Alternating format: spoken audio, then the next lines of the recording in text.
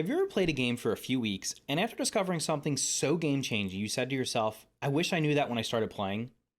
I know I've said that with many games I've played. If I had just known this one thing, I could have saved hours of time, or progressed so much faster, or unlocked this cool thing. Well, after playing more than 200 hours of Grounded, I've learned quite a few of these tips and tricks. In this video, I'm going to share 12 things I wish I knew when I started playing Grounded. I'm sure you'll know some of them, maybe most of them, but hopefully you'll learn at least a few things that will help make your experience in the backyard more enjoyable. Before we jump into the list, if you're not subscribed to the channel, which based on my channel's analytics you're only about 5% likely to be, make sure to hit the subscribe button so you never miss a future video. Let's get started. To start off the list is probably going to be maybe the most useful thing if you don't know this. I have seen quite a few people that are unaware of this. So if you think about which items or resources in the game are the ones that you need the most, number one on the list has to be Crude Rope. It's one of the first things you'll discover, but as you'll quickly realize, it's used in so many things. Look at all these crafting recipes it's involved in or used in, and in many cases, you're going to need multiple pieces of this stuff. So normally what you do is you just craft Crude Rope, right? So if you take 3 plant fiber, you can craft it into 1 Crude Rope, and what that'll do is 3 plant fiber will turn into 1 Crude Rope. So I have 6 in my inventory. I can make that into 2 Crude Rope. But if you didn't know, you can also put it on the spinning wheel. So the spinning wheel is mainly used for turning web fiber into silk rope. But you can also spin the plant fiber, and what will end up happening is it's going to take a little bit longer than just directly crafting it. But each plant fiber you place on the spinning wheel will turn into 1 Crude Rope. So as you can see upstairs, this is our main survival world. We have 5 spinning wheels up here. I think we have 1 downstairs also, along with all these jerky wraps. So what we do is we end up, when we get a bunch of plant fiber, we'll just come in here and usually once a day, we'll just put 4 of them on each one of the spinning wheels. When we come back at the end of the day, we collect all the Crude Rope, repeat the process. When we go to sleep, when we wake up in the morning, usually they're all finished and you can end up getting tons of Crude Rope. So if you're ever trying to build any crazy stuff like large bases, or you just want to use, and a lot of the things in the game that require Crude Rope, running around and collecting plant fiber is one of the least fun things to do. So this is definitely a tip you can use. Second on the list is going to be converting berry chunks into berry leather. Now, just like the Crude Rope, you can craft berry leather by just using the berry chunks, and it's the same ratio. It takes 3 berry chunks to make 1 berry leather. But what you can do is actually put it on a jerky rack. So you can place up to 3 on each jerky rack, and what you'll do is you'll place them on there, come back at the end of the day, they'll probably be finished. If not, they'll be done by the next morning. So just like the Crude Rope, this is going to end up turning less resources into a far better number of what you're trying to get out of it. So instead of having to get 3 berry chunks to make 1 berry leather, it only takes 1 to make 1 berry leather. You can make tons of berry leather, especially if you end up getting a bunch of jerky racks like we have here. So we pretty much never run out of berry leather, because as we get berries, we just come over here, drop them all in here, and within a couple of days, we just have like a chest full of berry leather, and it's much faster to do that. So those are the first 2 tips. Let's head on outside for the 3rd tip. So next up on the list is going to be the water container. Now, typically what you use the water container for is storing water. So if you have a dew collector set up, you can just get the dew off of there. You can also collect it from the grass, or if you just see it laying around on the backyard on the ground, you can collect it in your canteen and deposit it in a water container. You can also store soda drops and juice drops in the water container if you want to collect those and just save them for later from when you're exploring the backyard. So in my canteen right now, you can see it's got the 3 in the bottom left corner that's yellow. That means it has juice drops in it. And all I have to do is go over here and deposit it. And we can deposit our juice into the water container and come back and get it later. So that's definitely cool if you prefer drinking the juice or the soda over the water. Make sure you take advantage of that. You can also set it up near the juice boxes, so you can just collect a bunch of it there and put it in there. Next up on the list is going to be a trick for using the zip lines for transporting resources. So as you can see, and you're probably aware, zip lines, you can transport your team across the yard much more quickly than running across the yard. So we have zip lines running from our main house over to the oak tree, and then also back over there. We also have a zip line that we'll see up here that goes across the pond. And one thing you can do, if you weren't aware, is you can actually transport both grass planks and weed stems across zip lines. So if you're building in an area that for some reason just doesn't have either the weed stems or the grass planks, and you need to transport them, you can just build a zip line over there and transport them much faster. So I have a pallet of planks over here, or weed stems over here, and what we're gonna do is we're gonna send them across the pond. Of course, this is much faster than running them across the pond, which you obviously can't do. We have a bridge across there, but it takes a lot. It's a lot faster to do this. So you just go up there and you just press the same button, or you press drop. So as you drop them, you can see they will just transport across there. And what we'll do is we'll give them a second to go across. Then we'll follow them over, and they will just lay on the ground there, and then you can get them over there. So like when we were building on this side of the pond, when we wanted to transport, especially for making this bridge, after we cut down all the weeds that are over on this side, we were transporting them back and forth over here in order to build this bridge to help us get across here. And as you can see, here we have our weed stems. Now they do, if they hit a wall, they do glitch out a little bit, but that's okay. We can just place them on the ground right here, and they'll be there when we come back. All right, the fifth item on our list of things I wish I knew when I started playing Grounded is you can actually transport a lot more weed stems and grass planks if you move the pallet. So of course you can equip the ant armor, which gives you up to 8 carrying slots, but if you pick up the pallet, you can actually move the pallet to your desired location, and you just need to make sure that you place it down every once in a while so that it doesn't end up reverting back to where it was. So what I do is I typically walk for maybe like 10 seconds or so, then I just place it down and pick it back up, and I can walk it all the way over here to where I would want to be using it.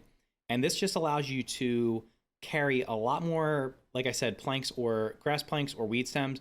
We use this trick for building this museum over here, as this took a lot of stems to build. Of course, we used the stems that were around here, but when those weren't available, when we had cut those down, we're waiting for them to respawn, we made sure that we carried our pallets over across the backyard in order to move a bunch of stems over there, and it ended up reducing the amount of time it took to build the museum by quite a bit of time. The sixth thing I wish I knew when I started playing Grounded was grass planks and weed stems and anything you can cut down, such as the clovers or anything like along those lines, the dry grass, will actually despawn after 2 to 3 in-game days as long as you don't touch it. So what ended up happening was, like when we were building this here and the castle over there, we had a ton of grass planks on the ground because we cleared off all these areas. And while we did use some of it for this building, for the castle over there, we didn't use hardly any grass planks. And we needed to get rid of it, and at the time I didn't know that it actually despawned. So what we were doing is we were taking it all the way over to the pond and just throwing it in the pond, carrying pallets over there, throwing it one at a time. And then I said, you know what, I'm going to try something out. I took a couple pallets over, threw them over by the starting spawn area where you spawn down a little cave by the little suitcase thing that has the people in it, and I just threw a bunch of grass planks in there, and I came back a couple days later, and lo and behold, all the grass planks were gone. And you know what, it definitely helps with cleaning those up as well as with performance issues, because if you end up having a bunch of these laying around on the ground, it ends up causing performance issues, especially if you're on probably on console, and also if you're on a lower end PC, or if you're just trying to run on high settings. And then also walking over them, we'll just walk over them real quick to see if it does anything goofy. A lot of times walking over these things causes like physics issues, especially the clovers. It can end up shooting you up in the air, so you want to make sure you get rid of them. So you can either leave them where they drop, carry them over to a spot where you're not currently playing the game and just drop them in there. I like to just throw them into, like I said, the starting spawn area, because I'm over here. You can kind of do it anywhere, just kind of put them in a pod, leave them there, and when you come back within 2 to 3 in-game days, they should be despawned as long as nobody's messing with them.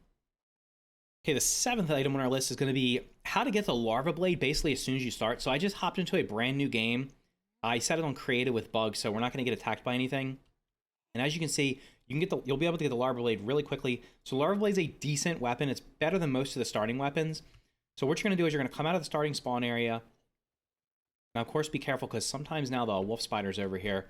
And we're going to be heading over here to the area where the fallen branch is. So we're just going to follow this path over here. And we're going to grab ourselves the sword out of the stone, as it basically is called. So you should be pretty safe if you just follow this path, because although the wolf spider does wander over here sometimes, it doesn't typically wander underneath of the fallen branch from what I've seen. But there are 3 wolf spider spawns over here, so there is a chance we're going to see one while we're wandering over here. So if you follow this path over here, you're going to get to the fallen branch, and we're going to stay low here so we don't have to fight any of the lawn mites, because there are a bunch of lawn mites up there, which you might also have to run into. We're going to follow this path. So right now we are just running in this underground little half-hidden tunnel that goes under the fallen branch that's over here. We're going to pop out, head over to our left. And like I said, there are there's 3 wolf spider spawns over here. In fact, there's one right there. So you would want to be mindful of that. But underneath this leaf over here, if you get lucky and there's no wolf spiders over here, you're going to end up getting the Larva Blade right here, which is a pretty decent starting weapon. Like it is the rotten version of it. but so it's going to lose durability a little bit faster, and it's also going to do a little bit less damage than the regular version of it. But you'll get that immediately. You can use it as a decent starting weapon. The next two tips on the list are going to be ways to get bug parts from the higher tier insects early game without actually having to fight them. So the first one's going to be destroying these web sacks. So you need to be mindful that when you do destroy these, well, typically there's spiders around. I did just kill the spiders that were over here, but you can find them without spiders around. But usually when you bust them open, there will be spiderlings that come out of them. These things can contain ladybug heads, stink bug parts, stink bug gas sacks, bombardier parts, and gnat fuzz. So of course the ladybug parts, stink bug parts, and the bombardier parts are going to be super useful, especially early game. So let's bust these up and see what comes out. So we got a couple spiderlings, which are not hard to deal with. We got ourselves a stink bug part. So that one just gave us a stink bug part. But like I said, you can also get ladybug heads. You can get the stink bug gas sack and the bombardier parts. Those are all super useful for making some of the things like the jerky rack, the insect axe. And while this spot only has one over by the oak tree, so we are right here a little bit north of the oak tree, over by the hedge lab, there are a ton of web sacks on there, especially if you go up by the broodmother on the frisbee that's up there. There's web sacks everywhere over there. So of course there's going to be orb weavers and spiderlings. Those aren't that hard to deal with. But if you're trying not to fight the stink bugs because you don't want to take the gas damage, or the beetles, or even ladybugs, an easy way is to just kill the spiderlings that are around, and then, especially if you're in the hedge, up in the hedge, there might be a couple spiderlings, but you can find tons of these web sacks and find a lot of useful parts from those, and it'll help you advance to getting better stuff much faster. So let's head on over to another spot so I can show you the second tip for how to get high-level insect parts without actually having to fight the insects. The second way to get high-level bug parts without actually having to fight them is to get them to fight each other. So if you're not aware, the aggressive bugs will actually fight each other. So right here we have a stink bug. What I'm going to try to do is I'm going to try to get this stink bug to kill one of the beetles that's up here for me. You can also, they'll also fight wolf spiders. So there is a wolf spider like right over here. I don't think I have it marked. There's a wolf spider that's like right over here in the haze area. And there's another spot over by the pond. So like up here where the charcoal spawns, like right over here, there's a bunch of stink bugs, and there's a wolf spider that is over here that will wander over here. And if you actually get them close enough to each other, the stink bugs will kill the wolf spider pretty easily because it just can't withstand the poison from its stink. So what we're gonna do is I'm gonna try. I think the easiest thing to do is gonna be to get the beetle down and then try to aggro the stink bug and just see if we can get them to fight each other. This is much harder than actually just this is definitely harder than just breaking the egg sacs, but it's definitely worth trying if you can get good at it. We just got to make sure this guy can follow us. So we've hit him, and he should follow us down here. Yeah, he's mad, so of course we got this little guy who's in the way. You're gonna get on my nerves, huh? All right, you're out of the way. So the beetle's coming over here. What we're gonna do is we're gonna try to get this stink bug if we don't get hit. All right, the beetle's right there. Now you stay aggroed. You got to stay down where they can actually reach you. And the stink bugs are, once I get down here, he should come back over. Here he comes. So we're going to use the stink bug and try to get these two guys to fight each other. So there's the stink bug. And there we go. Perfect. They're actually fighting each other. So that was a little more complicated because all these little lawn mites were over here. So as you can see, they're just going to fight each other. You want to make sure you keep your distance unless you have a gas mask on in this case. But we'll see who's going to win this battle of attrition here. We got the acid shooting beetle versus the stink bug who's just putting out his noxious fumes. And basically what you do is you just wait for... So the beetle just died there. Now the stink bug might be low health. And here comes more stink bugs. So we're gonna have to wait for these guys to get away. We don't want to fight them. Once the fumes dissipate, we'll just run over there and grab our beetle parts. So like I said, you can definitely use that to your advantage with stink bugs. The stink bugs are just OP. They will kill a wolf spider. They can kill ladybugs pretty easily. You just got to get them aggroed and get them in there. And as you can see, we just got ourselves 2 bombardier parts without having to do anything other than shoot a couple of arrows and avoid the fight. So those are 2 ways to get the higher level bug parts without actually having to fight the higher level bugs. It'll help you unlock stuff a lot earlier. Next up on our list is going to be ant armor, and it's set bonus. So as you can see, if you have the full set of ant armor, the ant helmet, the ant arm guards, and the ant knee guards, the full set on, it will give you the set bonus of Humant. What Humant does is it will make the ants not be attracted to you at all. So if you're unaware, the soldier ants are aggressive, and a soldier ant will just attack you. So there's a few, I think there's a few soldier ants in here somewhere. There was one just walking around here a minute ago. If you go into the anthill, so here's a soldier ant, you can see this guy's not even bothering us. So if you're trying to explore the anthill, any of the anthill or any of the anthills they add in the future, if you have on the full set of ant armor, the soldier ants won't bother you, and you can just go in there and freely explore. Last two tips on this list are going to involve mutations. So first up is going to be something that might seem obvious to many of you, but I have seen quite a few people not know this from comments on my YouTube videos, as well as I've seen it on Reddit and other places like on Discord. And what that is, you actually have to equip mutations when you unlock them. So when you're first starting out, you'll probably end up unlocking Natural Explorer first. And Natural Explorer is unlocked by just finding 5 different landmarks around the map. But what ends up happening is a lot of people just don't even realize you have to equip it. So you actually have to go in and equip these different mutations. You can have up to 3 equipped activated at any time, but just unlocking them does not make them passive. So a lot of people, I think that they're passive and you just get the benefits of all of them. You do not. As you can see right here, there's nothing over here. So if I put this on, it's going to give me Natural Explorer as the active mutation. And what Natural Explorer does is it gives you the quickness down here. And then if we put on Cardio Fan, it's going to give us the Hyper Stamina. And then I usually use Mithridatism. So Mithridatism gives us the Poison Guard here. So as you can see, if you switch these around, it'll give you different buffs over here. So there's Mom's Jeans. But you need to make sure that you actually activate them. So on PC, it is pressing the spacebar. On console, I believe, or on controller, I believe it's just probably pressing A. So make sure when you unlock mutations, you equip them. You can equip up to 3 of them.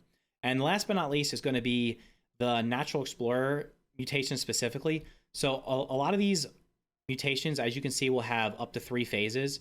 And you can unlock phase 3 on all of them except for Natural Explorer. So Natural Explorer is unlocked by finding different landmarks. To unlock phase 3, it requires to find 50 landmarks. Currently, I think there's only about like 33, somewhere around, it's the low 30s number of landmarks on the map. And landmarks are anything from the like the old anthill, the mysterious machine, so points of interest, the labs. You also have like the superhero figures, the soda cans, the juice boxes. Those are all landmarks. So in order to unlock level 3, you're going to need 50 of those. There's only currently, I think, like I said, 30 or 33 of them. So you can only get level 2. All the others you can unlock. So if this is the only one you haven't been able to unlock, don't worry about it. You'll be able to unlock it in the future when they add more landmarks. Those are the 12 things I wish I knew when I started playing Grounded. Let me know in the comments if you didn't know one or more of these things. If you enjoyed the video, make sure to smash the like button as it really helps my videos get out to more people just like you. Thank you for watching, and I'll see you in the next video.